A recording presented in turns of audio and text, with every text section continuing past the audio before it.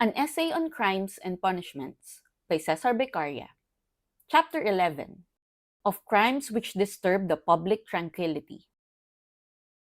Another class of crimes are those which disturb the public tranquility and the quiet of the citizens, such as tumults and riots in the public streets, which are intended for commerce and the passage of the inhabitants, the discourses of fanatics which rouse the passions of the curious multitude and gain strength from the number of their hearers, who, though deaf to calm and solid reasoning, are always affected by obscure and mysterious enthusiasm.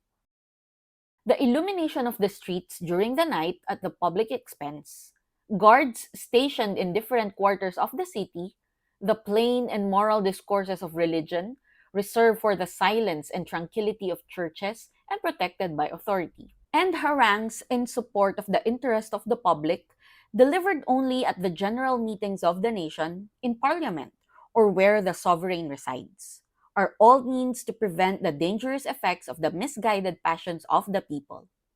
This should be the principal objects of the vigilance of a magistrate, and which the French call police. But if this magistrate should act in an arbitrary manner and not in conformity to the code of laws, which ought to be in the hand of every member of the community, he opens a door to tyranny, which always surrounds the confines of political liberty.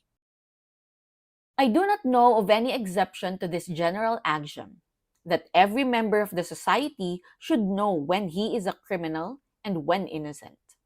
If censors and in general arbitrary magistrates be necessary in any government, it proceeds from some fault in the Constitution. The uncertainty of crimes hath sacrificed more victims to secret tyranny than have ever suffered by public and solemn cruelty. What are in general the proper punishments for crimes? Is the punishment of death really useful or necessary for the safety or good order of society? Are tortures and torments consistent with justice, or do they answer the end proposed by the laws? Which is the best method of preventing crimes? Are the same punishments equally useful at all times? What influence have they on manners? These problems should be solved with that geometrical precision which the mist of sophistry, the seduction of eloquence, and the timidity of doubt are unable to resist. If I have no other merit than that of having first presented to my country with a greater degree of evidence what other nations have written and are beginning to practice, I shall account myself fortunate.